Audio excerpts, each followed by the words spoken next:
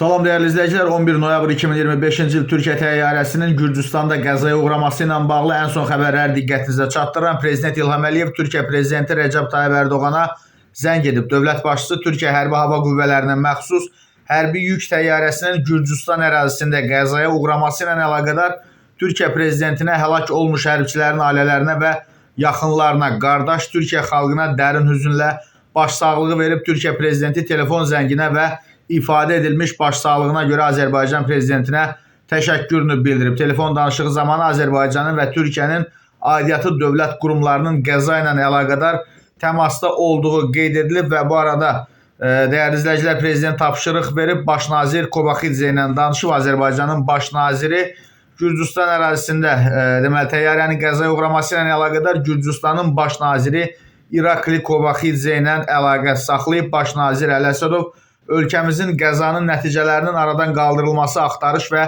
xilasetmə tədbirlərinin həyata keçirilməsi üçün bütün lazımi dəstəyi göstərməyə, həmçinin Azərbaycan Respublikasının Fövqəladə Hallar Nazirliyinin müvafiq heyətinin həmin əraziyə göndərməyə və digər lazımi dəstək tədbirlərini görməyə hazır olduğunu bildirib. Həmçinin dəyərli izləyicilər, Kəmaləddin Heydərov Geladze və Yerlikaya ilə telefonla danışıb və deməli Kəmaləddin Heydərov Gürcüstanın Daxili İşlər Naziri Geladzenin həmçinin də Türkiyə ilə həmkarı ilə telefon danışığı zamanı deməli bildirib ki, Azərbaycan Respublikası Fövqəladə Hallar Nazirliyinin qüvvələri axtarış xilasetmə əməliyyatına dərhal qoşulmağa və digər müvafiq dəstək tədbirlərini görməyə hazırdır. Həmçinin Gürcüstanlı nazir Geladze də deməli Kəmaləddin Heydərova təşəkkürünü bildirib. Hər hansı ehtiyac yaranacağı halda sərhəddə hazır vəziyyətdə gözləyən Azərbaycan FHN-nin xilasetmə qüvvələrinin əməliyyatlara cəlb edilməsi üçün müraciət edəcəklərini bildirib və iki qurum arasında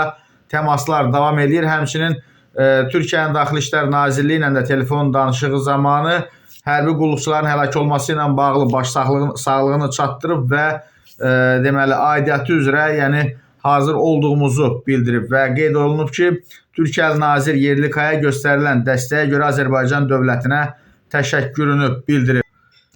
Türkiyənin Xarici İşlər Naziri Hakan Fidan Gürcüstanlı həmkarı Maka Baçaraşvili ilə telefon danışığı aparıb və qeyd olunub ki, Gürcüstanlı nazir təyyarənin qəzaya uğramasına görə həmkarına başsağlığı verib, onlar axtarış xilasetmə əməliyyatları ilə bağlı müzakirə aparıblar. Ən son xəbərlər bu qədər.